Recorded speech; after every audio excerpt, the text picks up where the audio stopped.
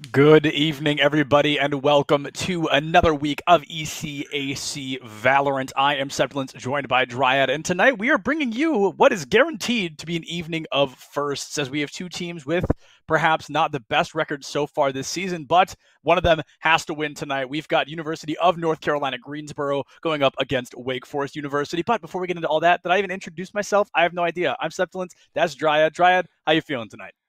Feeling good, excited for this one. Like you said, 0-3 for both of the teams, so a victory guarantee. The first victory guarantee for at least one of them, and only one of the teams getting away with it. So, yeah, a lot of questions. It still feels like it's the beginning of the season, right? It still Yeah. feels like there's a lot of possibility for improvement.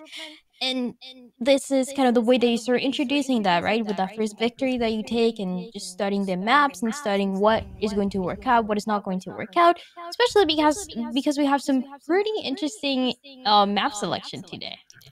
The interesting is certainly the word on that one, Dryad. Not only are we seeing Fracture today, we're starting with it. So that is definitely going to be a bit of a, I don't know if it's a first, but it's certainly an uncommon event to be happening. We will go from Fracture guaranteed into Breeze, and then if it is a tiebreaker up to that point, we will see Split. So these are all very different maps, and I mean that in quite the literal, the physical sense, but the compositions and play styles on these maps are different just as much. And especially in Fracture, right? Is it the latest map that we got in Valorant, and it is one of those maps where people everywhere in the world really are still deciding what really works in this map. I've seen a lot of conversations about playing a Wraith instead of a Jet and how much valuable she can get just because there's so many closed areas. But at the same time, it's a very, very complicated map, especially for when you are defending. And that means that the variety is pretty much needed every single time that we see a match like this one until we get to see a little bit more of established meta. Yeah, like you said, the meta has not been established quite yet, but I believe we're going to be jumping, yes, into the agent select here on Fracture. This is Wake Forest versus UNC Greensboro.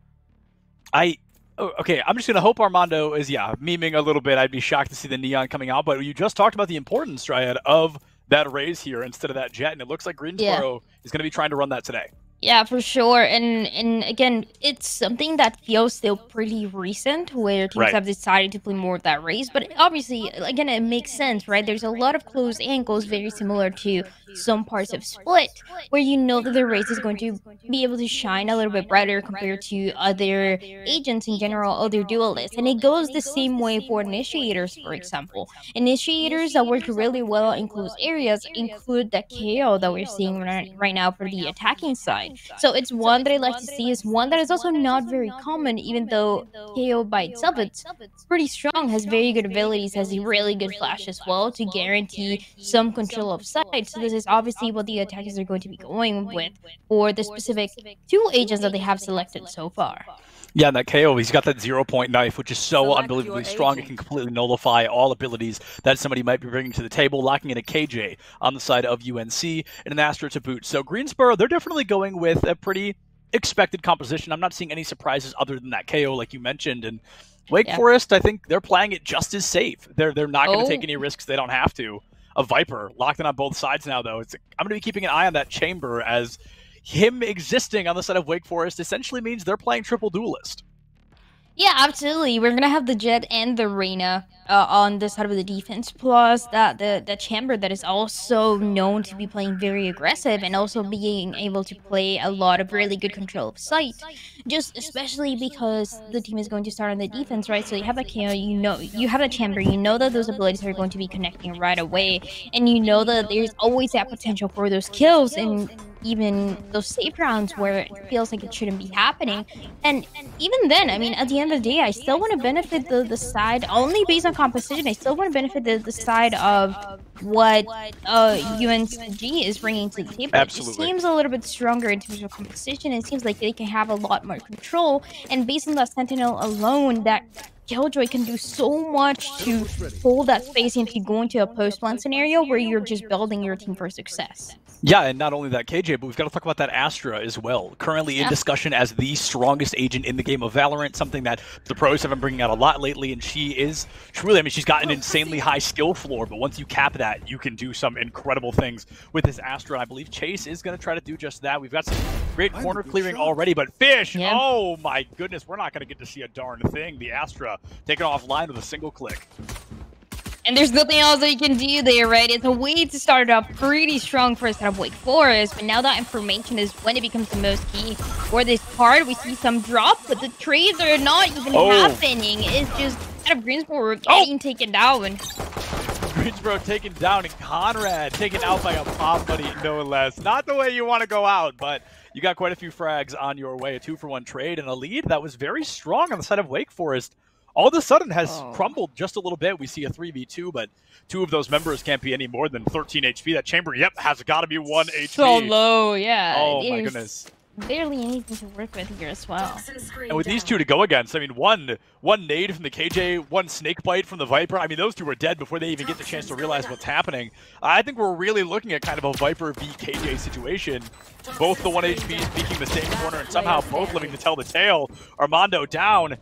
3v1 here, 75 HP, but it's about to turn into a 1v1 unless Fish, with that 1 HP and a Dream, can sneak right up on that KJ and find the defuse. Wake Forest still winning round 1. I'm afraid. UNCG, what they did there was interesting, right? Because we see a turret being thrown right after the first kill happened, after they lost one of their members, but the turret was aiming and looking towards where the spike was planted, not to the other way. So you knew the defense for the post-plant scenario. The turret was not going to detect them. There was not a lot of information. You knew the 2 members were going to be close to that area, right on site. But if they wanted to come from behind, if they wanted to come from behind the turret, they had all the possibility to do that. So just with that information game is going to be Wake Forest getting away with that first round. And also a force that we see overall coming in for this one. All Spectres around. Yeah, you took the words right out of my mouth. 9 Spectres on the board. Conrad going as high as buying a Vandal. So this is going to be a serious investment on both sides. If Greensboro loses this one, that's going to be, I mean, they're practically handing over 2 more rounds. We could be looking at a 4-0, but if Wake Forest loses this, we're going to be tied up 1-1 all the same. Yeah, it's a risky one for sure. Especially because it all depends so much on the information game, and because you're committing those Spectres, you can buy all the utility that you wanted to ensure that information. Right, now Fish now going to be using that gun, able to get out of there. The Headhunter, it does a little bit of damage, but not as much as you'd like. Chase with that opening elimination in favor of Greensboro is traded out by Fish there. Armando falls 4v4, a health advantage for Wake Forest. I'm looking at this next firefight. Who's it going to be? Shreve falls to Dean, and Dean hardly taking damage in the process. Fish picks up that Vandal, already looking like the MVP of the side of Wake Forest, just putting in the numbers every single round. Bush taken out by the Viper, 3v2. It looks like Greensboro is going to try to play it patient. They're going to try to play out the spike here. Visual has a Vandal? Did I see that right? I feel like I missed a key part of information, and now it's a 2v2. It gets a lot more risky. Yeah, there it is. It's just... it's a gun diff, really. Totally. There's nothing else to call it that, and a massive mistake there coming in with a force buy. All those Spectres being bought by instead of UNCG that didn't really get as much value as they wanted to, and didn't even get all the amount of kills that they needed to win this round. So like I said, it just kind of snowballs from bad to worse, to the point that they have maybe 2 more rounds where the economy is not going to be there for UNCG. Yeah, and the fact that Wake Forest won the round with 2 survivors, it wasn't just a 1-person final stand. There's still going to be 2 guns online from the previous round. So this, as you called it last round, I think this is going to be a gun diff even more so. Best case scenario, UNCG is busting out pistols, and with a Vandal and a Spectre still on the board, I mean, Wake Forest should have this round pretty much for free. Yeah, absolutely. It's all about continuing to control that space, and it's a massive round. It's a massive number of rounds that they can get away with as well. Boy! Tour de force, I mean, what is Fish not doing? He's bringing everything to the table. A gun, a first kill that we saw from this entire map coming in from him, and now a tour de force to guarantee a little bit more. So it's absolutely everything coming in for this player. And again, just to guarantee that space, look, the defense has every single angle that they could be covered. They're not pushing forward, they're being very patient about it. Yeah, we saw on the minimap there a bit of a timing diff. Fish rotated around to look at Dish, and that raise had just gotten out. That could have been disastrous, but it looks like we're going to get a rotation onto B side for the first time. So after 2 failed A attempts, UNCG has decided they're going to change things up just a little bit. Justice there and Ness waiting for the opportunity to strike. Armando goes for the blind fire, not able to find it, getting decayed out by the opposing Viper. sealed back up. Nobody capitalizes yet, but oh my goodness, it is a massacre. A 3K in favor of Wake Forest. The spike falls on that site nonetheless. Dean able to find a body shot, but not able to confirm that kill. But now you're just getting pushed on. Conrad able to find one. Dean takes out Conrad, but Justice is going to get the round win, and I believe the Vandal as well. Somebody grabbed it, so it will survive to the next round.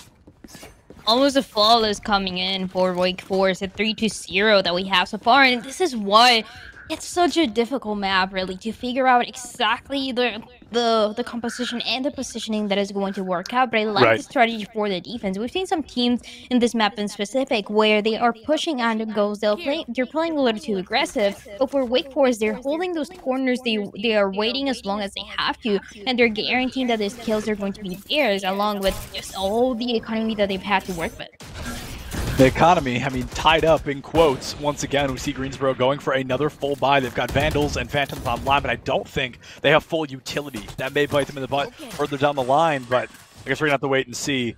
A bit of an aggressive push onto A site, but is it going to be a fake? We see two rotating out around to the attacker's spawn. But where's the spike? Yeah, no, it is a full-blown fake onto B here, but Conrad may get a double, and that'll just turn things right back over in Greenboro's favor. Slow rotation now. Here's the running. Puts down Dean. They heard the footsteps of somebody else. The ultimate from Bush. That is a move of desperation. The 0-point knife as well, and what a one-tap from Conrad. That is going to take that KO down in the blink of an eye. A great opportunity. Chase able to find that trade. The damage may have already been done, though. One more elimination from Wake Forest to really secure another lead, and Conrad just tearing it up right now. Oh, Conrad was doing so much, and it seems like it's going to be a cleanup coming in. The last one gets taken down, and the fourth round now coming in for Wake Forest. They are looking so good. Once again, all the patience. It could have been, right, it was a fake. We saw an A to B rotation coming in with the attacking side, but the defense, they didn't all fall for it, right? Conrad was just there, was stuck to that positioning, and when that flash came in for KO, it didn't connect, right? That would have been an indication, that would have been an opening coming in for UNCG, but it didn't really happen. They were expecting that Jet to be in that low run, right? It's usually all the way up, so a massive opportunity here for them to continue building this a lot more. Yeah, we saw the nade into Nest and everything. They believed that Jet was up there, but unfortunately she was not. Now Justice gonna find another elimination onto Dean. That's gotta be what, 5 elims? Nearing the top of the leaderboard, but Bush with a phenomenal wallbang headshot onto Justice, able to find that elimination. 4v4, so for the first time in a long time, UNCG is not in a deficit in the middle of the round here. But as I say that, Conrad is going to find that cleanup kill. Looks like a little bit of damage from Fish, who is currently 6-0, trying probably not to die as few times as possible. Chase getting up and around, though this flank could be huge. Armando down, and oh my goodness, Chase going to fall to that Viper. It is up to Cheeky once again. Only a Spectre to their name. Oh, the last one live here is going to get stunned. The opportunities here just melting away. The Killjoy trying to get something going, trying to get at least a couple kills here for the economy, but yeah, it's just a nightmare to deal with. Getting taken down at the end on the side of Wake Forest. They're going to get away with yet another round, and that one was a little bit faster coming in for them because they have so much map control to work with, and it was supposed to be almost a rush coming in for UNCG, but when you are rushing, you're risking so much map control that the enemy is able to take, and that is exactly what we saw for the defense, right? They were just taking over every single corner, every single angle, denying the possibilities for the attacking side to run away, to get any rotations, and the kills, even though we saw some trees at the beginning, they didn't really end up mattering at all. Definitely does not seem like it mattered much at all. Oh my goodness, Fish. How does he do it? Yet to go down. I think that's 8-0, 7-0. We're 6 rounds in. We're in the 6th round right now, and Fish still has not been eliminated a single time. The only player currently in lobby with 0 deaths. Which 6 rounds in, I mean, you see that almost never. It is incredible chase. Able to get not only an elimination, but the spike as well onto Ditch. Cheeky down, and Conrad taken out by Dean.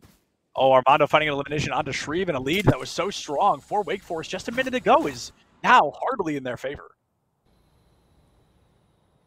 Absolutely. It's an interesting one. Only 2 members alive for UNCG, and it seems like almost every time they don't have the numbers advantage to work with, and it is so unfortunate. Because of that, the last couple of rotations are going to take place. The defense making sure that no one is going to be pushing too aggressive, and a showstopper here trying to get someone, but there's no one around. There is nobody around, and Fish with the blind fire through the smoke. Yeah. Oh my goodness, it is just Fish all day long right now. I believe that's 9-0. Literally, how does he do it? It is absolutely insane what the side of Wake Forest is bringing to the table today. And for the side of UNCG, the timing just doesn't seem quite right when it comes to information gathering.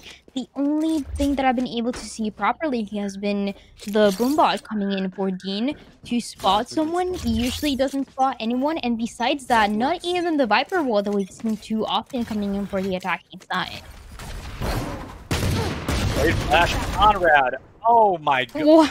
What an over-aggression. It worked out so well. I mean, just a double kill already in their favor, which so far the Sheriff, I mean, has been truly impressive. And unfortunately, he was not been there to follow up. Conrad now looking for the ace, already able to find 3, looking for 2 more. There's the 4th, and it's up to the tail to save the day. Conrad goes in deep. Oh, they're able to find it. Conrad. Classic. Ace in round 7, a classic to wrap it up.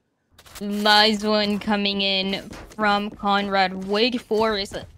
They're literally just absolutely on fire right now. 7-0 on this map, on a map where the defense is not really the easiest thing to deal with. It's very complicated. You need to coordinate so many positionings at the same time, and usually it's not the easiest thing to make work out. But Wake Forest, they're making an amazing performance. A Bullet Storm available for Conrad. If he wants another ace, I mean, the possibility is going to be there. Yeah, the possibility is certainly just around the corner. And oh, unless you missed, never mind, you finally find that lane, able to like as well, down to 76 HP out the gate. And oh, no ace this time, Dryad. Reeve is going to find that elimination onto Bush, taking them out early. Dean, oh, what a great play there. Able to find that nade through the smoke and get that elimination with the headshot. Conrad falls to chase as well. You want to fight it?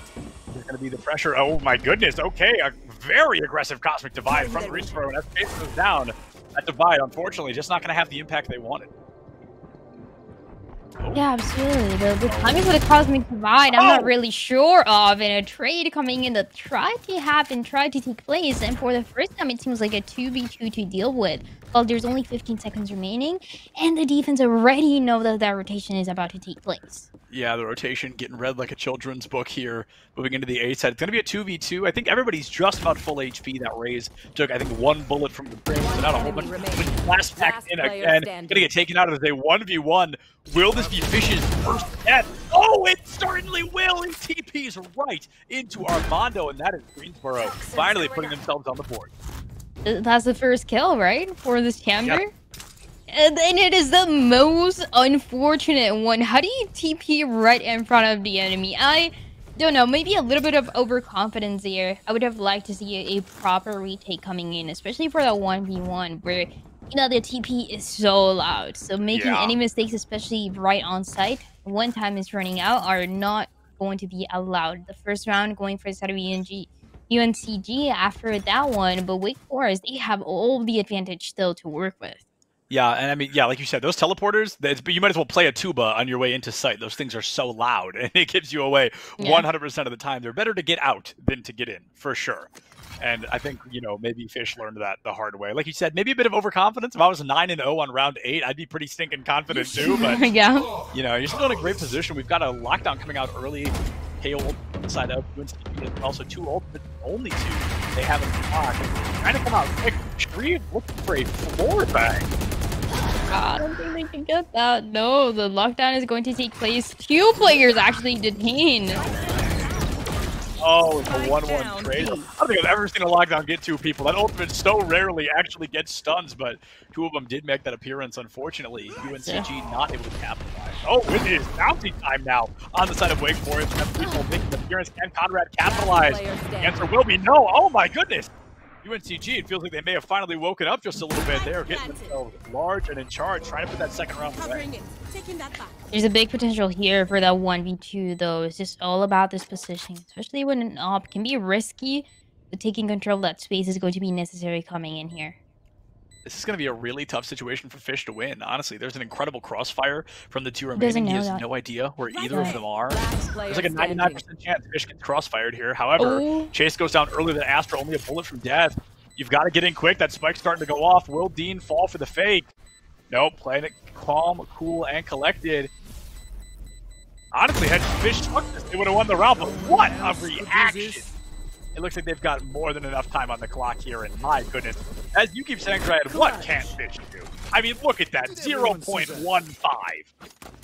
It was really nice because he had no information of where the last two members were, but he was able to isolate those duels to take away that victory.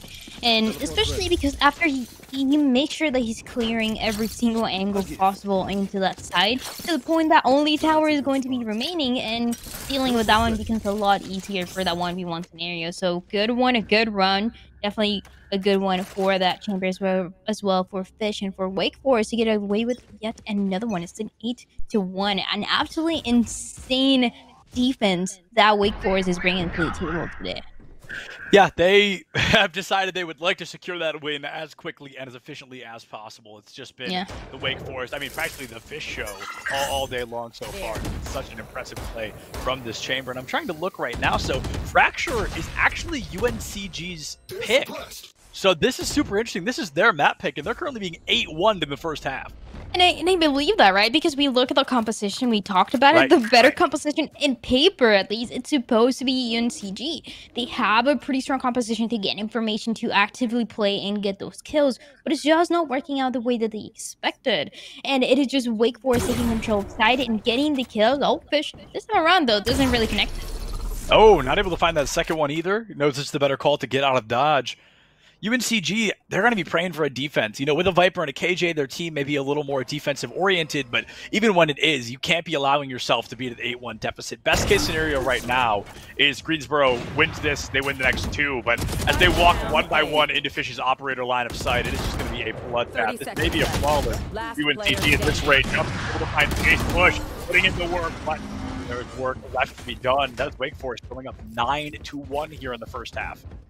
Fish making it up for the shots that he missed early on. Gets Stu, makes it all the advantage once again to go for the side of his team, to go for the side of Wake Forest. And with that, yeah, like I said, the 9th round going their way. At this point, I want to see an aggressive rush coming in for UNCG with a Viper's Pit. That would give them such a massive advantage of that side control that they haven't ever so far been able to take. But in his save round, things become so much more difficult for them to deal with. Hey, I say you buy a couple of shorties, maybe some Buckies, you Viper ult on site, and you just chill. You just chill. They'll walk into you eventually. I don't think they're chilling, though. 58% of the time, that works 100% of the time. I will have you know that works occasionally in my rank, which I'm not going to disclose on stream, but it's not a very high one. Conrad able to find that first elimination on his face here. Wake Forest looking large and in charge. This team is back. Conrad putting 2 down already. A little bit of damage on the side. Oh, okay, a lot of damage. Conrad gonna go down, but Justice finds that trade out early. With Sheriff, but there's a new Sheriff in town by the form of Justice on this Reyna. And Dryad, that round was about 3 sentences long. Okay, surely, don't worry, because this time around, this is when you use the Viper's Pit. This is when you get value out of what we talked about, and this is the last round before we're going to the second half. So it's like a now or never situation coming in for the side of UNCG and what they're able to do. And I believe this round could go their way just based on those ultimates, because they can become so strong. You have the Viper's Pit that I already talked about. Is going to give them so much control, and I already like that they are going to be playing together as well. Yeah, we've got some action coming out here onto the B site. A little bit of a fake from the Viper, and she's arguably the most important one to not go down. Oh, we've got the Empress now coming out, and I believe, it's going to be a lot of action. Now we've got, okay, there's a lot going on. We've got the Breacho, we've got the Viper's Pit, we've got the Tour de Force, and now we've got the Stun, the KO hack, and the Cosmic Divide. Every ultimate under the sun being used, a 4v4 across the board. This is going to be all about patience. We've still got a little bit of a Viper 1v1 happening on the B site. Yeah, they're so close. That dictates how this round ends more than the A site fight does. But why is the Viper on the side of UNCG playing on the other side? It's what I'm waiting to understand. Because sure, you can trade, and you could have traded there, but the Viper's Pit, like we talked about, becomes a #1 win condition for the side of UNCG, and you gotta play everything for that. 18 HP jumper almost goes down. Now a counter Viper's Pit, not quite a Venn diagram, but pretty stinking close, about casting in the same spot.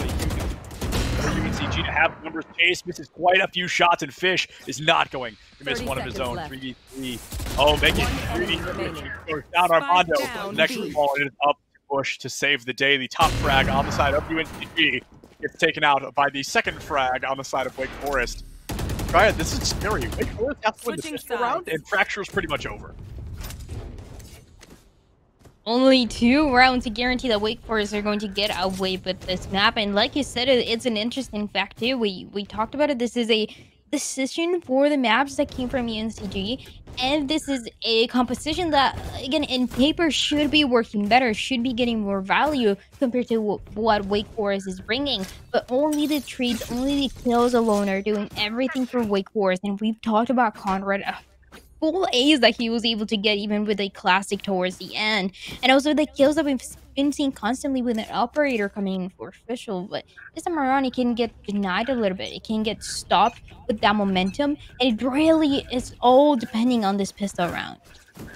This pistol round is the final opportunity for UNCG to not only win the round, but to flip momentum in their favor. Because if they lose this one, perhaps it's scripted to lose the next one, and then things can really fall apart from there. But Bush able to find a huge elimination onto Conrad, whose dashes in have never ceased to amaze me. A very confident play to dash into an enemy like that. There's about a nearly 2-second fall after you kind of dash in before she pulls her gun out, and you can fire. Dean able to find a nade kill onto Wake Forest's Viper. UNCG, I mean, they're up by 2 right now. Make it 3 as Justice gets caught up by Chase. Maybe this is the defense they were waiting for. Oh my goodness, Bush able to find Fish. Is it going to be? No, it will be. It's a flawless win for UNCG. That's a nice one to start it off. Again, if the pistol round went to the side of Wake Forest, it was going to be over. Essentially, just with those Spectres and everything that we've seen from them before, the high-level performance that they've shown us today. But now, UNCG, they get away with the pistol round. They stand another chance here. And I think Wake Forest, ideally, and it seems like they might just respect that. They're not going to commit. They're not going to be forcing any Spectres here, but going with the standard of how things should be working round after round. And UNCG, but that can build some momentum to work with. Yeah, and statistically speaking as well, you know, if Wake Forest loses rounds 1 and 2, they are relatively often expected to win round 3 and 4. They only need 2 rounds to put it away, right? So they are certainly not sweating at an 11-2 scoreline. Yeah. I knew they were going to do better on the defense, but I mean, I did not expect a flawless pistol round. That is just about the most aggressive way to flip momentum. Oh, but what else can they do for that momentum, though? Because those classics and the sheriffs that we see in the hands of Wake Forest, it can also do quite a lot of damage. Yeah, the Sheriff, definitely a gun that is pretty well known for its one-tap headshot ability, and if you miss that one tap, usually you're going to lose the firefight. We've seen some exceptions here and there, but right now it is just Wake Forest playing the clock. They know there's quite a few players on the side of that the A side, but I truly don't know. The first elimination will dictate the remainder of this match, and as Sharif is the first to fall, and Justice not far behind. Oh, Dropper also falls. I mean, UNCG, they are looking notably, unbelievably so, stronger here on the defense. They are looking a lot better here, and they are able to connect those trades in a way that we haven't really seen before from them, which is a crucial part of winning, especially in a map like this one, where even the utility that we see towards the beginning is not really mattering. It's all coming up to the kills and who's able to connect the kill to who first. This is why UNCG, they're managing to stay on top at least for this round, and at least for what it seems like, because the spike cannot be planted. Yeah, we would need quite the crazy play here for Wake Forest to clutch this out in the remaining 10 seconds of the matchup. However, Fish, like you said, has to go for a plant. You were racing against the clock. You can reset the timer just a little bit by pulling that spike down onto site. 4v3, 4v2 even. Make that a 4v1 as Conrad is going to bite the bullet. Fish not far behind, being wrapped up and sent home with a nice little bow on top. UNCG, they're putting that second round away. This is a nightmare site to work with when you are the last one alive, and even as a chamber, you don't have any way to deny visibility like a Viper would do in a way that you stand a little bit more chances of winning those duels and isolating those targets one by one. But it really wasn't an opportunity there anymore, especially because that last jet got taken down looking at the wrong angle and just shot in the head. 11-3, then another round going for the side of UNCG. But this is the one that we've been waiting for. Those rifles being bought by the side of Wake Forest, and they've been doing so well with them. but it's hard to see a scenario where they don't get away with it. Absolutely. I mean, they've got not only the gun advantage, but just the general kind of accuracy, mechanical skill advantage, as we've been seeing tonight. Their Vandal play just feels a little bit cleaner than that we've seen from Greensboro so far. But we're going to say Greensboro, they've been doing some pretty wonky things with these Spectres, and I think if they play their cards right, there's a good opportunity to take Wake Forest out pretty aggressively. Now, 3 going to get caught out by that hollow point knife. Jiki able to find an elimination onto Justice in the back line. A huge kill coming through there. The Crouch, I believe, saving their life as well. 5v4. UNCG, once again, in the lead in the numbers here. The numbers and the patience as well that is paying off so well for this defensive team. So we saw it initially for the side of Wake Forest. We get to see it once again for the side of UNCG, who are just holding, are waiting for the enemy to come and pass and right on top of this crosshair to be able to connect that kill. Now there's less than a minute remaining, and Wake Forest, they have to make a move. Wake Forest has got to do something. On the bright side, they're only down by 1, which honestly is not that difficult to turn around. I think if they could find themselves, you know, getting a 1 elimination, they could win the traditional 4v4. But as they continue to attempt to move on to B site, you've got to wonder what's stalling the rotation. They really seem like they want to hang out on B. Yeah, it's a risky one, and also, I mean, they don't know, but the Viper is going to be on the other side. Getting away with that second kill, maybe even a little bit more, but that plant, how is it happening? Oh, my goodness. It's up to Fish to save the day, and it looks like he just might be able to. 18 HP in a dream, he's got the ultimate, but a snake bite leaves him at 2 HP. That works. Oh, no, what are you doing? No, don't peek. Oh, peek? Oh, it's going to be Dean. Interrupts the ace. That is the second 4K we have seen from the side of Wake Forest's Fish, but unfortunately, that 4K is not going to win you the round. A pretty expensive round coming in for both of the teams, especially because so many got taken down, so even picking up those rifles is not going to be a possibility for UNCG, the ones that just got away with it by that 1v1 and that 2 HP. I mean, I truly believe that if he had 30, even 30, he could have won that last duel, but it was just not possible. Really good utility usage coming in for the Viper right when they needed it the most, and a little bit more momentum. I'd like to see it for the side of UNCG. They are slowly finding an answer to the questions that they've had. I think with the playstyles we've seen so far, it almost makes sense to me that UNCG is stronger on the defense. They have been a much more patient, a much slower-based team, and that is what defense is obviously all about. They're playing all the cards right, playing that calm, cool, and collected play style. I think there's absolutely a world where they bring this all the way back. Is that the world we're living in? Who knows? So far, the answer feels like it could be yes, but I'm going to knock on wood as not to cast or curse anything. You know, Wake Forest constantly being 2 rounds away means Greensboro has to be playing at their 110% for the remainder of this map. Once again, in the slow push, a default coming in for the attacking side, Spike on the floor, and everyone trying to figure it out and try to take these duels one by one. That would be a perfect opportunity for Wake Forest to take us to that match point. But UNCG, they're absolutely putting up a fight into this one. They're holding. Look at the way that they're holding Satellite here. Oh, speaking of holding, I think Justice ain't going to be holding that gun much longer. Bush, once again, a very strong player on the side of UNCG, finds that first elimination. Can Wake Forest claw back from this one-player deficit? They have not been able to so far. 30 seconds left. Wants a couple kills. Trying to use that opportunity, but immediately denied. Cheeky has been an absolute highlight in the second half, being able to open up the fights when he needs to, and even use those sectors as we saw in that last round. Now doing a little bit more, but the Spike on the other side is going to be planted. These spike plants are so weird from Wake How Forest. are they happening? Feel like, exactly. They feel like they shouldn't be happening, and then all of a sudden the spike's planted on site. You force Greensboro into a retake. Let's see if the retake will be successful. 5v3, so the number is very much in favor of Greensboro right now. However, Conrad waiting ever so patiently on this corner. All 5 of them pushing from the same spot. That cannot be a good thing. One gonna go down the trade immediately comes through Bush, able to find Conrad. Jumper takes out Dean in the blink of an eye. Cheeky picks up another elimination. And oh my goodness, Shreve goes down.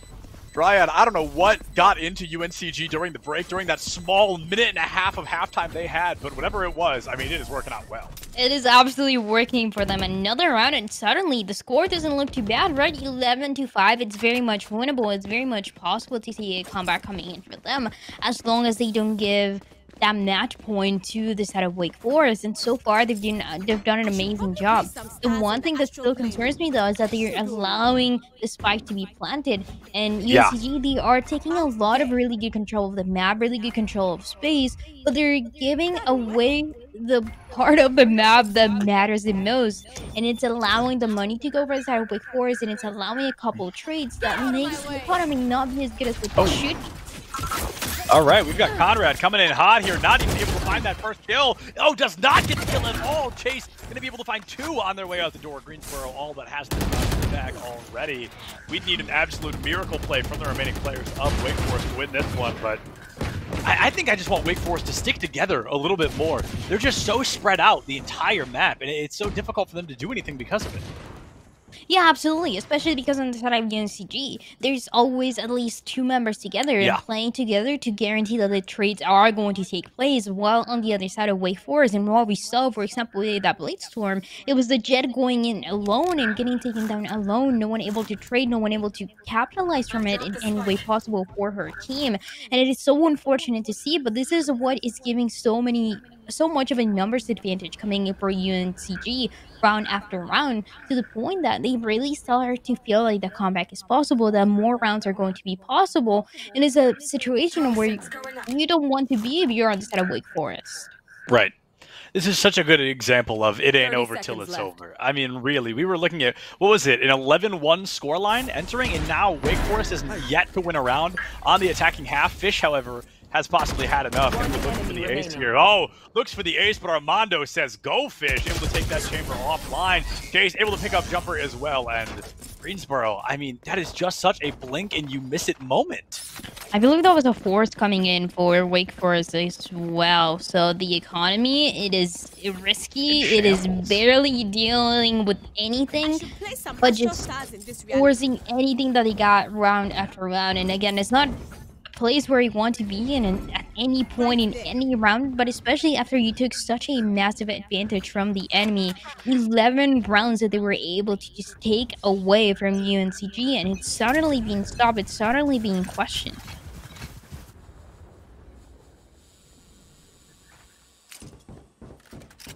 Looks like we're going to be seeing an A-site or B-site approach, getting caught up by those KJ nades early. Justice doesn't take a whole lot of damage, but every HP counts, right? Especially when your team does not have a healer on their side. Justice can, of course, heal up, you know, if they can get a kill, but that hasn't been the easiest for them so far. We've got that Viper's Wall making an appearance now, giving Conrad the opportunity to plant.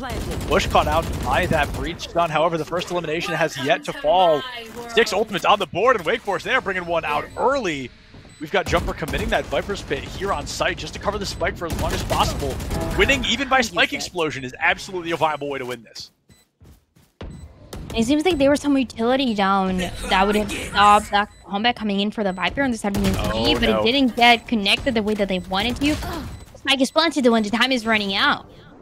Yeah, time is definitely running out here, and I think that's sort of the name of the game for Wake Forest, right? That's what the Viper's Pit is all about. Playing that slow play style, just kind of waiting patiently to make sure you can win the round no matter at any cost. Despite getting into the ladder phase already. And it looks like that's finally going to be Wake Forest putting themselves back on the board, not even via spike, with everybody, all 10 players going down. And everyone, yeah, everyone gets taken down at the end, so you gotta say goodbye to the rifles, gotta buy again, that ain't gotta invest again in a round that might matter the most for the set of Wake Forest. They want to get this map over what they want it to end, and it's gotta be as soon as possible. That little momentum that they were able to get can do everything, and it is the Viper's Pit that I wanted to see for UNCG when we got to see them attacking first. It was a Viper's Pit that was fast, that was effective, and that was creating so much space for them to work with. This is why Wake Forest got away with it, and now it is UNCG's turn. UNCG's turn to shine here. That Viper's Pit making an incredibly early appearance, and Justice might be not making one for long. Okay, able to get out of that explosion, or that nade radius, excuse me.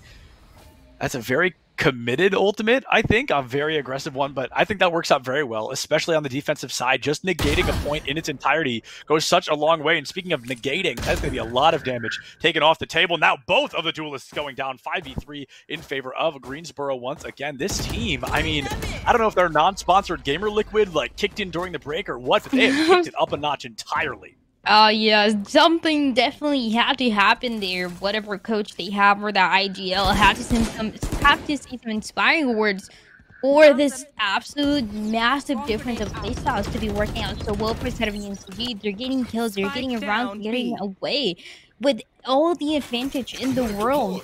Look at that. All members alive once again, and only 2 for Wake Forest.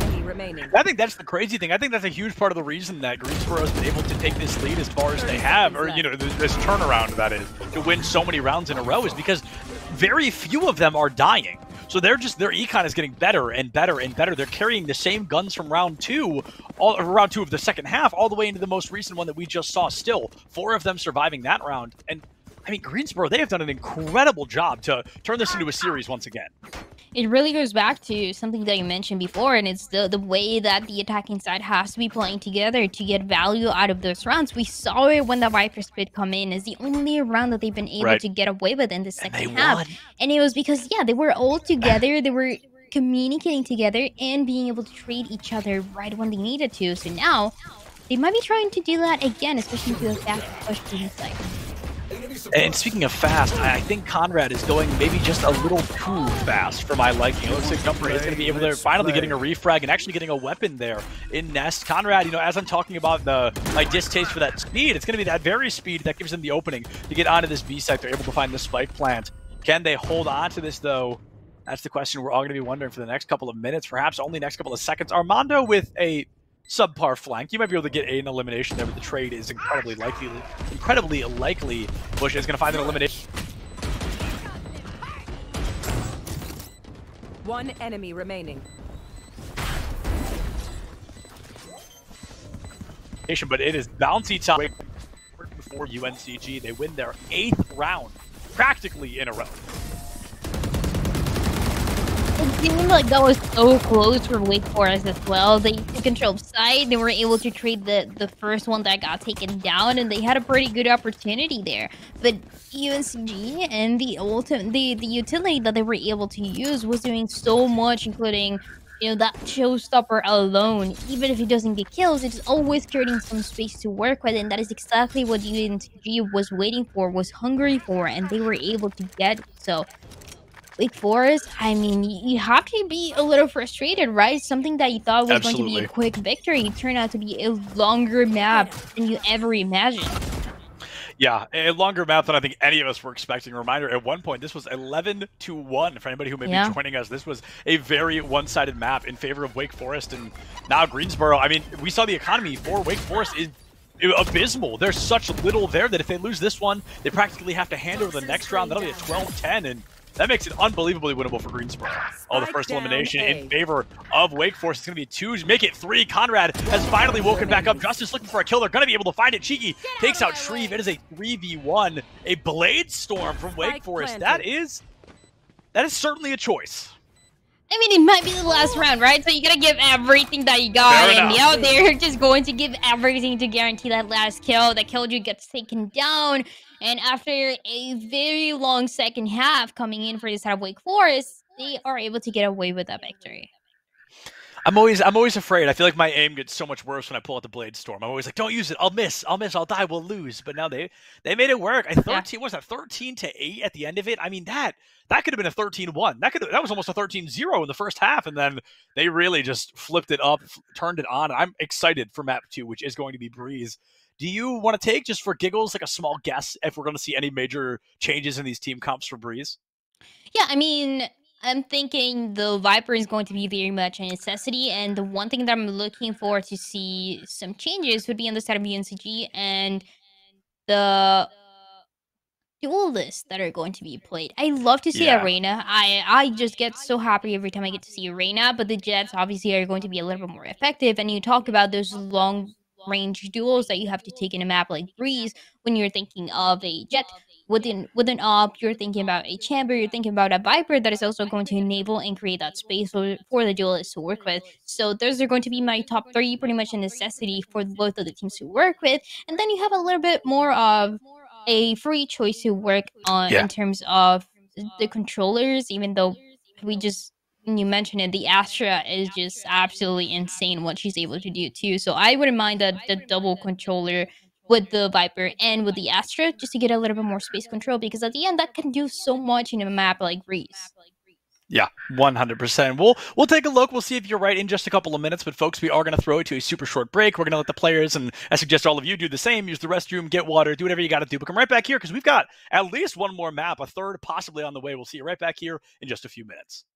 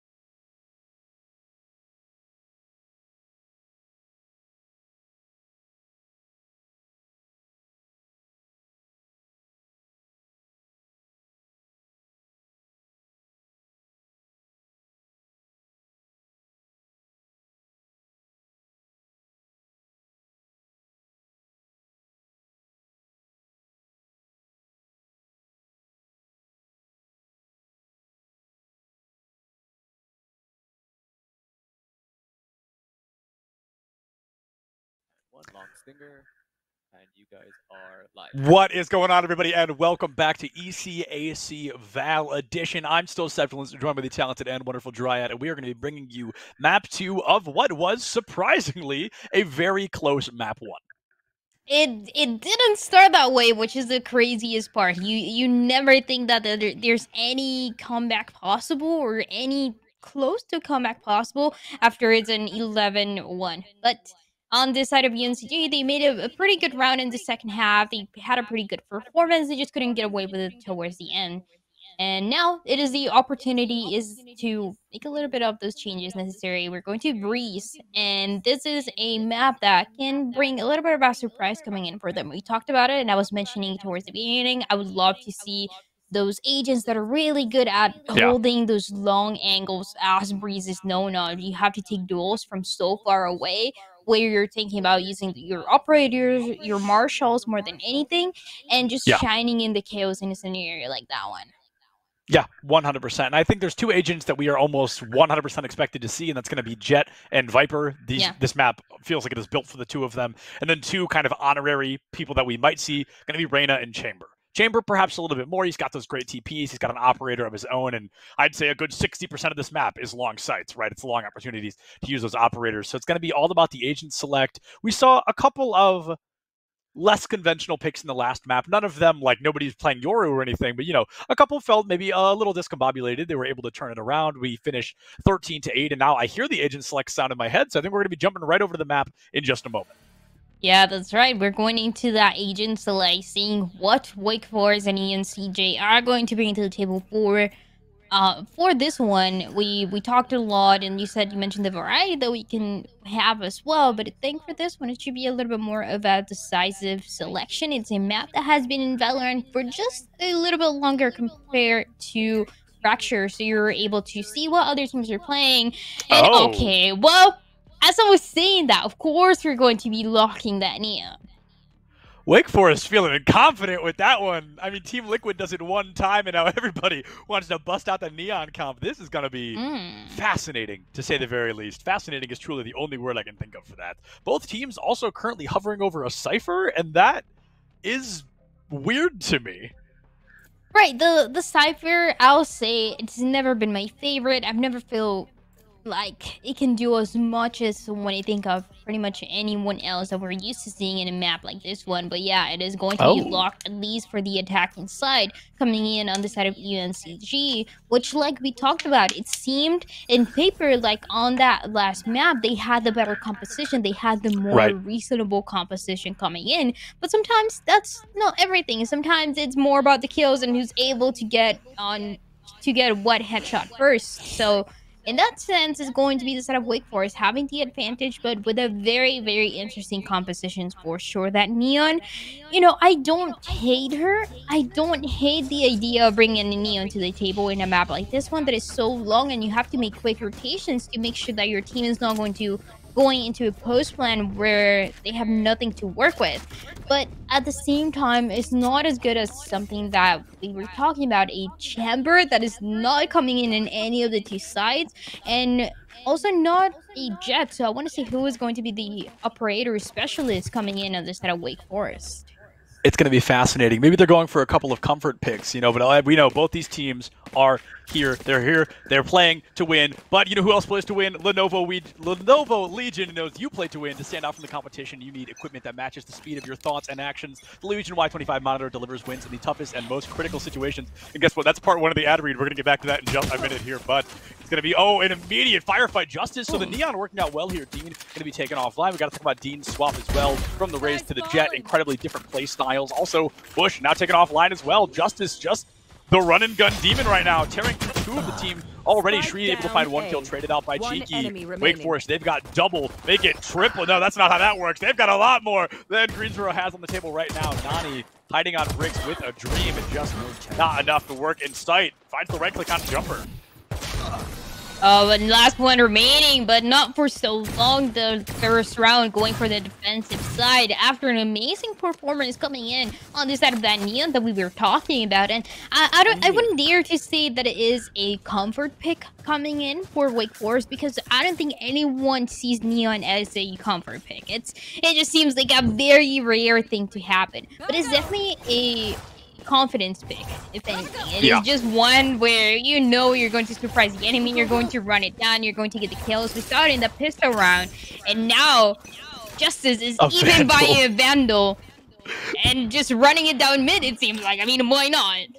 There's no better example of confidence than a Vandal on round 2. 47 HP there as well. On Neon, nonetheless, like you said, that is a run and gun. If you run into your opponent and die, you are literally handing them a Vandal on a silver platter. But right now, we're going to have to wait and see if this kill does come through. Dean coming through vents, able to find a little bit. Ooh, Shreve finds not one, but two. Dean able to find that headshot kill with the classic. Tied up in a 4-4 fish. Puts one down, puts two down. That's going to be a huge opportunity for Wake Forest. Oh, that's a nice one as well with the Sheriff. It seems like those kills are still unlikely to happen, but it happens fast. It gives a numbers advantage once again for this side of Wake Forest. And this Neon that still continues to play middle, gets spotted, has to hide for a little bit, has to be a little bit patient before engaging, but with two members alive and no equipment, really no guns or anything to rip it, UNCG, they have a very difficult task. Yeah, a difficult task ahead of them indeed. Oh, gets a little bit easier, and never mind, gets just as hard. Is that going to be the Sova falling? Jumper finds Cheeky. And I want to go back to that double kill with the Sheriff earlier. It was incredible. And I mean, with reaction time like that, you've got to have something like the Legion Y25 monitor. With its extreme 1 ms response time to its insane 240 Hz refresh rate, the Legion Y25 doesn't just keep you up, but does a lot more. Built for those engaged in vast multiplayer battles at the tournament level, the Legion Y25 offers a 24.5-inch FHD IPS panel with built-in NVIDIA registered G-Sync registered compatibility. The Legion Y25 monitor is available at Lenovo.com and other fine retailers.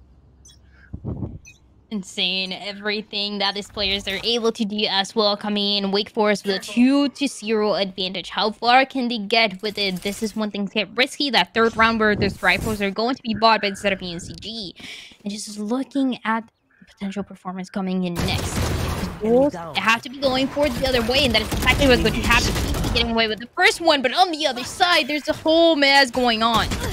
Cheeky living up to their name, just holding a close angle and elbow like that. A hyper-aggressive play. I can't believe that worked out well. Cheeky able to find another elim onto Jumper, takes the tie off the board. It's now a 3v2. Spike's been planted onto the A side, and oh, Conrad ties things right back up. I mean, that was just a phenomenal elimination. Justice smart enough to know somebody's down there. A great flash, but unfortunately not able to catch it. You're looking for the defuse, not able to find it yet. Nani can't find the lineup. That's half already. Wake Forest can just play this slow, and I think they can walk away with a round. One enemy remaining. Oh, now they're definitely going to walk away with a round. Yeah, there's the last one that's going to connect right away, and also an ultimate already available coming in for this Neon. Absolutely amazing. Once again, Wake Forest starting off strong and starting off with all the kills going their way. It got risky though. UNCG, they were able to get that opening pick, and that opening pick can do so much for any team, especially on a map like this one. But at the end of the day, Wake Forest ended up capitalizing out of that map control that they're so good at holding. They showed us that they're capable of doing that in that first map, and now they're already performing to that level. I want to see the ultimate coming in for Neon. It feels like it's so hard to get the kills with, but it'll just, once again, the confidence that this player has. Yeah, with the confidence we've seen from Justice so far, I feel like we're going to get a sprint right down mid with that laser out in the open. And the range on that thing, in my opinion, disgusting. I think it goes way too far. But, I mean, that could work out super well here. Oh, well, maybe we don't get to see it at all unless Conrad walks up behind UNCG and just puts every single one of them down. What? Conrad was just behind the wall, and of course you're not going to think there's anyone there or anyone even looking to contest that so fast, but he just goes in with the Reyna, doesn't need anything else, and guarantees the last 3 kills coming in for the set of Wake Forest. So yes, another one, and probably the quickest round that we've seen so far. Definitely. I mean, that round was maybe like 20 seconds. Maybe, yeah, something like that. It felt really fast, and it also enabled the Empress to be available now, to be online and ready for any point. And with the confidence, again, that Wake Forest has, it's just a matter of time. This feels so reminiscent of what we saw last time, right? Yeah. It was Wake Forest starting a phenomenal defense. They went, what was it, 11-1, and then they really started to get rolled a little bit on their offense. However, they're trying to rack up as many points as possible, looking for 12-0 right now. Already the sky falls. Dean able to take out Shreve. Armando takes out one of their own. That is Armando, and they are afraid of nothing. Oh, the Viper's Pit coming out early. That is going to be a great opportunity for UNCG to get a free spike plant. Here we go. And then on the flank, and yeah, there it is, Overdrive. Online inactive, and does get the kill, 30 HP though to work with.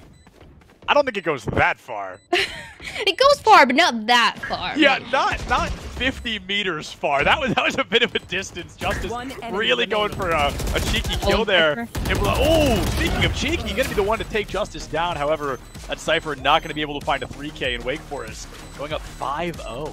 I mean, only the opening alone for this post line on the Neon and that overdrive that was being used was so nice to see. Because it shouldn't be happening. It is one of those ultimates that feels really strong, but connecting the kill takes a little bit longer than the Vandal or the Phantom that we saw in the hands of that Soba would take. So not able to connect turns into a disaster for UNCG, and they are unfortunately not able to get away with a round on this second map just yet. Because Wake Forest, they are on fire, and they want to continue having this performance. Shreve? Okay, there we go. I was gonna say, isn't buying anything, but no, okay. Is gonna bring that weapon out. If Phantom... Get out of my Ryan, are you personally pro-Vandal or pro-Phantom? It depends on the month. Literally on the month. gun here. I respect that, absolutely. I was definitely pro-Vandal for a while. He's gonna do it again. Phantom. Whoa. Oh, he's gonna do it again. Second time. Enough about my Phantom. I want to talk about Conrad here. My goodness, already able to find 2. Looking for 2 more. Dean gonna get flashed out on site. Conrad already putting 3 down. Looking for the 4th. Every single knife is gonna be missed out. Only a classic. Their name, Conrad, the classic of their own. The face-to-face right click. My goodness, takes that jet offline. It is up to Cheeky to save the day once again. And no offense to Cheeky, but something tells me you are not winning a 1v3 with just a Sheriff. However, I may already be proved wrong. The ace not gonna be happening. Has a Vandal, yeah. Has a Vandal to work with it, but it's still a pretty difficult one to deal with. Especially because Wake Forest, they have kind of a general idea of where the Cypher might be located. Oh, and the last kill, the last shot is not going to connect. That's insane as well, though, that we saw Conrad being able to do that same strategy coming in from mid and just crossing the Viper wall. And he got away with it. He got 4K this time around. Last time it was 3 kills. This time around it was 4, and it was just going up and up. At this point, we're just waiting for that ace from him. Yeah, the ace, I mean, we've seen a 4K 3 times across these 2 maps, I think. It has been so close for Conrad every single time. I don't think we're the least bit surprised Conrad is currently top frag in lobby as well. And that, I mean, over double anybody on the enemy team. We see Justice with a 9K of their own. It is just the duelist show right now for Wake Forest. And they wanted to be a rush, but they were being stopped so fast, though. Oh, Dean goes for a wallbang onto a Lighthouse that you cannot wallbang. That's going to be 1 elimination coming for Dean, though, able to take that Viper offline. 4v4 in Justice, or excuse me, Justice looking for an elimination. Dean able to find that kill. Trade comes through again, so a 4v3 turns into a 3v3. Is it going to turn into a 2v2? Conrad finds Dean. Nani looking for a kill of their own, and Conrad takes him down 3v1 for Cheeky. The last one left alive for, I think, 4 rounds in a row. I just do not think you are winning that 3v1. It's a little utility and how effective it was at stopping UNCG from doing a rush that would have been effective. It's something that we haven't seen before throughout this first half, and it is a point where it was 6-0. You want to bring something else. You want to bring something new to the table, and the rush was absolutely a possibility. But with so much utility to work on the defense and to stop the momentum, it just seemed impossible to get anything done. And by the time everyone was pushing past that choke, everyone was getting taken down as well. And it was only a matter of time before the rest, or the last members of Wake Forest to come and deciding to get the last couple of kills like we saw Conrad able to do again. And I believe, I'm not positive, but I believe this round on Fracture was the round that Greensboro ended up winning. I think the econ was a little bit different as they were able to full buy in that round, but this is going to be, I believe, a first. I don't think we ever reached an 8-1 or an 8-0 on a Fracture. They're dead. Oh, Justice. Oh. Down, I think we're going to reach one on Breeze here. My goodness, Dean finds an elimination on Justice. This might be one of those the damage is done situations. It's going to be a 3-0 matchup as Wake Forest goes up 8-0 here on Breeze. It's all about the map control. Once again, for Wake Forest, they are so good at holding it. This is why we've seen so many highlights coming in for Conrad, because he's just holding mid, and he's just crossing mid whenever he wants to, guaranteeing all the space control that he could dream of, along with the rest of his team. And even when you look at the composition for UNCG, sure, they have good initiators. You have a Sky as well to connect those flashes when you need it the most. But where are the smokes, right? There's no way to go into a side feeling secure inside that Viper wall that we know and we've seen Wake Forest just cross it. Yeah, flashes by you a whopping like 2 seconds, I think. And all right. Well, Justice is going to buy themselves about 2 bullets and a lifetime nap. It's going to be an immediate 5v4 for Greensboro. Can they carry this advantage any further, though? This is a really important opportunity for them. Oh! Conrad goes down. A phenomenal knife from D to the back of the head. We saw the neural theft making an appearance as well, trying to get some intel from the side of UNCG. They're going to get a spike plant, but we've seen them lose a 5v3 once on Breeze already. What will it happen again, though? That is the question. All members alive and almost all of them fully healthy for UNCG. So this post-play is going to be a now or never situation for them. One of them gets suppressed. Situation becomes so much more difficult when that's the case. Oh, this is going to be huge. Now it's only a 1-player advantage. The nade coming out. Oh, Fish able to find Dean. This is disastrous. We've got Armando playing lineups. We always call those the lineup Larrys. And hey, if it works, you can't talk smack on it in the slightest. We're hearing ping bomb, ping bomb, ping bomb. I guarantee somebody's saying that right now. But Nani going to be able to buy enough time. The half was not met. And Fish has got to win via elims here. Able to find Nani, but I think you're going down with the spike, my friend. The 4K is awesome, but it is not going to be the 5. And that is Greensboro on the board. UNCG, the first round that they're able to get away with on this first half. We gotta see what and how much value can they get out of it in terms of momentum, in terms of knowing you were able to win that last round. But mostly it was just because the Sova was all the way in the back, waiting to use that Hunter's Fury and just capitalizing from it. Those lineups that can do so much for a team. But again, the ultimate available this time around, no opportunity to get a lineup like that one anymore. So you're just once again depending on all of the kills that Wake Forest continue to be able to get faster compared to the enemy, where they're just falling behind over and over again. Oh boy, all right, we've got the Neon ult here down mid. Let's see if Justice can gauge the distance a little bit better. And it looks like the distance is not going to be quite where we want it. Immediately taken down. Justice, I'm not even sure, got to pull the trigger on that. 4v4 though, so the trade is, worth it to an extent. Yeah, it's not the worst case scenario is a 4v4 to work with in the attacking side this time around. Playing a very slow spike on the floor, no one moving too much, but when you're playing so slow, the defense is when they start to take control of those angles, just like we saw, that even number is not anymore. Oh, Cheeky gets caught out by that dart as well, completely. I mean, that was hardly a flank because everybody's always checking cave, but, the element of surprise is just down and out. Like you mentioned, no ultimates this time. They're going to have to win by sheer mechanical skill alone. Armando on the high ground, able to find out Jumper in heaven there. That's going to be a huge opportunity. Ties things back up 3-3. Cypher and Viper alive on both sides. The only real difference here is Soba VKO. Cheeky taken out. It looks like one more falls. Nani the Freak taken offline. It is up to Armando to save the day. Oh, that's a bummer.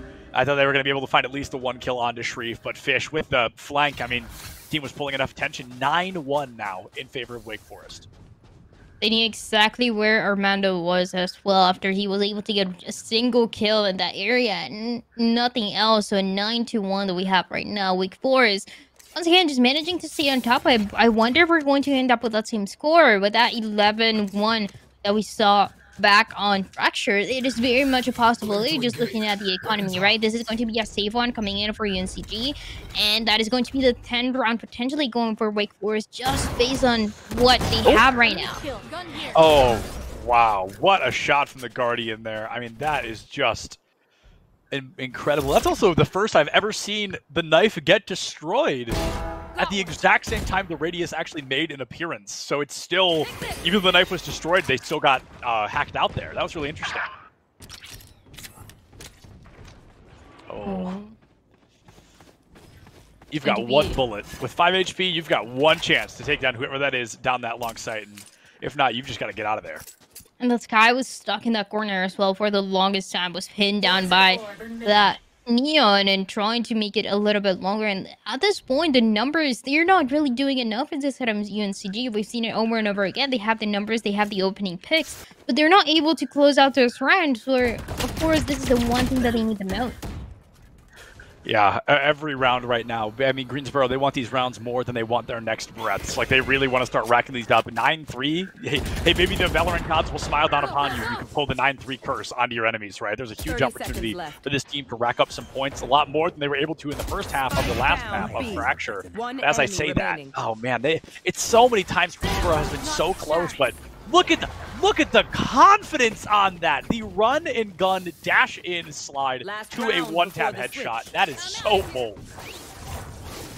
Just as well in the way that he was playing there, he had the opportunity to immediately contest that or to go through window to get the kills, and it was a massive mistake as well that had to be expected coming in for UNCG, because we saw the spike being planted for window, but there was already a member in the enemy team as the Neon coming in from that side, being able to connect that kill, being able to deny that spike to be planted. And again, it is one more round, one last opportunity coming in for UNCG to get another round. Oh my goodness, and that ultimate absolutely going to be worth it there. Jumper, there's a lot of intel on where this Viper might be, but you fought your team so much time. Justice in the mid, finds one, not quite able to find two. It's going to be 4v3. Oh, but make that a 3v3. Here comes Shreve on the flank, takes out Cheeky as well. I think this is going to be another exact matchup, in 11-1 going into the second half. It might be, I mean, it's really building up for that. Maybe the Cypher being very low. Oh. Yeah, just get taken down, and then the numbers are going to be even. The potential hit. This is exactly how it ended last time. Fish clutched the 3K. I think Armando pops ults. I don't know for the giggles. I don't know for the value. I just think nobody would expect a Viper to drop an ult mid-round like that. However, Armando is going to clutch it out. The curse has been broken. It's going to be a 10-2 instead of an 11-1.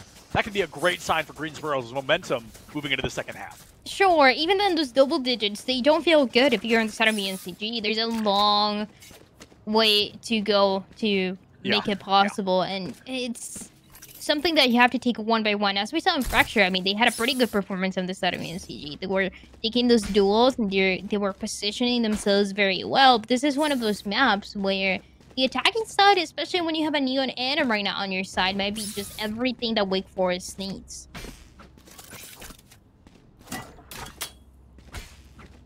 I'm looking now to see kind of analyze what everybody's bringing to the table. We've got a couple of ghosts. It looks like we're just sticking with the classics. No overzealousness like we saw from Wake Forest last time. In the first round of the second half on Fracture, I think we saw 3 sheriffs from the side of Wake Forest, and obviously they ended up losing that attacking push. Now Justice already down, able to deal quite a bit of damage in the same breath. Unfortunately, those eliminations are not going to come through quite yet. Oh, there it is. Conrad with the Sheriff. Okay, so last second buy on the Sheriff, able to take out Bush. Maybe a 4v4. The health advantage now in favor of Wake Forest. A lot of damage taken by the side of UNCG, and especially for this Jet that you want to depend a little bit more on, so she's able to connect those kills. In the meantime, though, the wall's doing everything to control that space.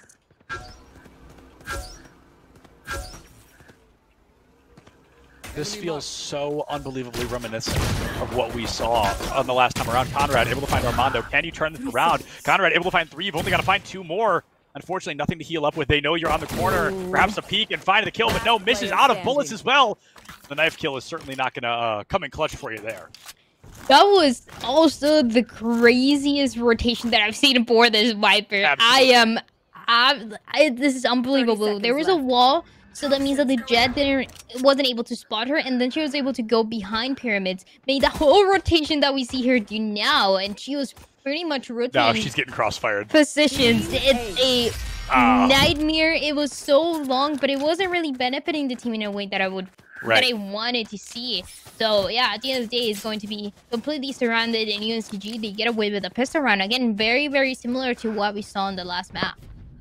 The idea was certainly there. The ambition was certainly there. It just unfortunately did not work out quite the way Wake Forest wanted it to. UNCG, they found that first pistol round win. How far are they going to carry this away? I think Wake Forest is aware that they, have to save this round, as a lot of teams normally do. Yeah, they're not buying any armor. That is certainly a choice. No armor coming out from Wake Forest, but after this round, they're going to be a little more comfortable moving forward. Marshall. Oh! In the hands of Wake Forest, and already an opening pick, a really good one as well, coming in for UNCG. Once again, the economy doing absolutely everything for this team to give them as many chances as they can to win that second round. Second round, definitely looking good. And I think Wake Forest went into this knowing they were going to lose it with, you know, the very short buys, no armor. They were definitely expecting to lose this. They didn't want to overcommit by any means. Conrad, though, a great tap onto Dean. You took the Guardian offline, even if just for a moment. But I love Bush's attempt here. Playing it slow, kind of waiting for somebody to peek this corner. However, if they rotate around the other side, you're in big trouble. Yeah, okay, just like that. However, oh my... I thought Bush was a goner, but oh my goodness, they're able to clutch that out, find a double kill, and give Greensboro their 4th round win. The Spectre as well is so nice, and this is one of those maps where you really question if you want to play with the Spectre, if you want to buy that Spectre second round over a Marshall, again, just because of those long duels that you have to take. But this is a perfect scenario where it just works better than any other gun they could have bought in that specific round. And now, it is a rifle round. It is the rifle turn for the set of Wake Forest once again, and a bonus that is going to be on the side of UNCG, and they have to give everything that they got into this one. Oh, there's going to be a great blind out the gate. Dean up close and personal with the Guardian, takes Justice offline. That is the 3rd round in a row Justice has been the first one to fall. I guess you could say Justice was served. 5v4 now with Greensboro on top of things. A great flash from the Viper wall. We're going through the midfield, going to be able to find Nani the Freak, a 4v4 tie-up. Is that going to be enough, though? We need to see Wake Forest break this curse a lot earlier than they were able to last time. 4 members alive in each team, and now this is the post-one scenario and where it starts, playing all the way back. And with a Marshall, not the worst thing to work with, but also not ideal as you get spotted, and Conrad takes you down. Conrad with a great elimination. Like I said, Wake Forest, they want to break this curse, and I think now's a great time. But Dean with the one tap onto Fish. Conrad able to find that counterplay. A great pseudo crossfire, more of a trade than a crossfire. Now it's going to be a 2-2. That's Sky, though. She is critical HP, and Sky, the only healing ability that cannot heal themselves, doesn't matter any longer. Conrad with the 4. I believe that is Conrad's 4th or 5th 4K of the series so far. However, it breaks that curse a lot earlier, just like I wanted. It has definitely been way too many, but a nice one coming in for this Reyna, making a tough and a difficult decision coming in from the second round, where she was the only one buying that Marshall, and then also being able to get some value, still able to buy a rifle for the 3rd one, and guaranteeing that it is a round that is going to go on the side of Wake Forest. So a nice one coming in, 24-8. As she finds herself on the table. And I mean, what else can you do after all the momentum is going to wait to be the match point? This very well could be our penultimate round if Wake Forest can keep up the heat. It's going to be Justice finding a kill instead of getting a kill. Absolutely wonderful to see it. Conrad able to take Dean out. That Blade Storm down and out early on. 4v3 in favor of Wake Forest. Oh, the Lear, I love to see it. I love to see it, but Nani loves to see nothing. Apparently, Conrad able to take that kill out. Shreve finds Cheeky. Armando has done some crazy stuff.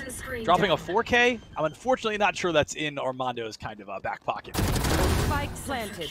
However, oh, what a timing diff, but you walk out with your knife out, and that is not what you want to be doing there. Wake Forest, they very well, like you said, may have given us our penultimate round of the series. Armando had a good potential there, especially after a collateral coming in. A nice one, taking those 2 kills, but yeah, maybe just all the things that go through your head after that happens, and the knife in hand is not going to guarantee the last kill necessary. 12-4 in that score. Only one more necessary. Wake Forest with the aggression that they played towards mid. I just want to see it again, but it seems like it's going to be an A push, and it might be a faster one. Justice going in early, as if they've learned from none of their mistakes earlier beforehand. However, a bit of a change. The trade will come through. Justice able to find Dean, but Nani picks up a kill of their own. Armando with a hyper-aggressive Viper Spit, trying to catch somebody out. I love the Judge. I love the Hydro Dip skin as well. I have the same one equipped. Oh, Shreve gonna get flashed out down mid. Bush looking for the opportunity to strike. A lot of slow game right now being played. Somebody just wants to find that next elimination, as this is a 4-4 matchup. And towards mid, that's when kills can become the most difficult as well. The defense in the sky just being able to run away to hide behind those double doors without getting taken down. And sometimes this is all they can ask for your initiator. They can also give you some HP if needed. Conrad able to heal back up if they've taken any damage to that point. Nani is going to fall. Cheeky's camera falls offline as well. It's about 45 seconds until a new one can be placed. Bush finds Fish. The tie-up again, 81 HP, so you're really still making it out in pretty good shape there. Only about a bullet of damage. Shreve with a plant onto B site, which is wide open. So we've got a bit of a longer rotation onto the A. Cheeky getting lucky there that Conrad did not have the gun pulled out. That gunfight was still incredibly close, and all of a sudden the pincer effect is happening here. Shreve is going to get folded in on like a lawn chair. We've seen a lot of clutches coming in for the set of Wake Forest especially, but this one might be an extremely difficult one. Everyone pushing at the same time in the set of UNCG, and without the DPs, it's going to connect to give them their 5th round on this map. Still a long way to go, still very much a match point coming in. But Wake Forest, they made some mistakes there, and we saw them on the earlier round, and we saw them not even being ready to take those duels, so they couldn't clean up and they couldn't get over this map as fast as they wanted to. At least one more is going to be needed for that. 3 ultimates at the ready, nearly 4. I mean, basically 5, right? Obviously, the ult economy on the side of Wake Forest is incredible. We're 1 orb and a kill away from Jumper getting that Viper's Pit. Conrad, a single point away from getting that. And then 3 ultimates already at the ready. That laser in particular, that neon beam, such a strong ability, and I feel like we have not seen enough of it. I'd love to see a little more. KO gonna have that ultimate come through, that nullifier. Able to find Armando, and it looks like Dean as well. So no abilities online for a good chunk of Greensboro for the time being. They're going to rotate out, play a little bit more of a slower game, and look for the elims. The spike is B right now. Justice, a rude awakening that nobody is on site. Jumper with that first kill onto Armando. Conrad finding one onto Bush. Nani takes out one. Dean finds another. It's a tied ball game. And instead of planting on the B, Justice is going to rotate for the kills on A.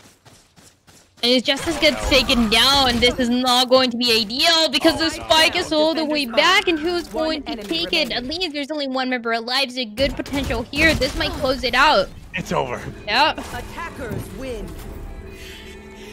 Oh man, that got really scary. With that neon rotation, I was terrified on what was going to happen. It's absolutely an interesting to see the decision making coming in, where the entirety of the 4 members or your team are going to be rushing towards the A side, and only the neon with the spike is going to be on the other side.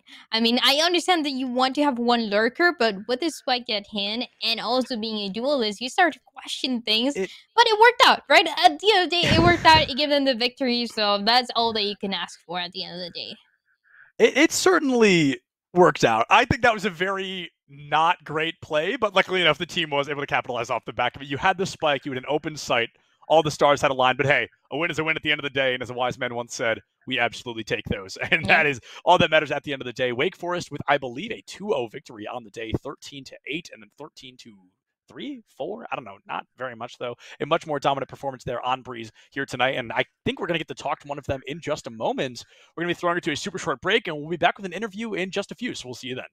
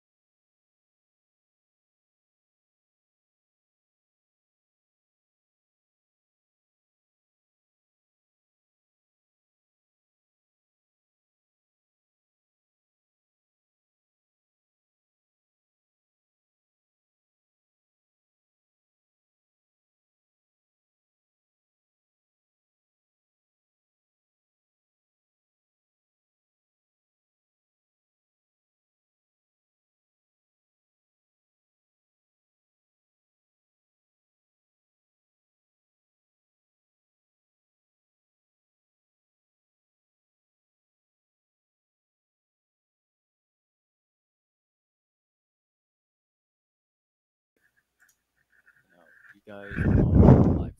What is going on, everybody, and welcome back for our interview of the evening. Wake Forest with their first victory this split so far. Not only a victory, but a 2-0 at that. I'm Septilence, that's Dryad, and this time we are joined by Duelist Demon themselves, FB Justice, the Neon Extraordinaire on Breeze. So, Justice, my first question, man, a very simple one. You know, you guys have a pretty rough couple of weeks, but coming into this, you find not only your first victory, but a pretty flashy one at that, a 13-8 and a 13-5. How does that kind of feel for team morale moving forward?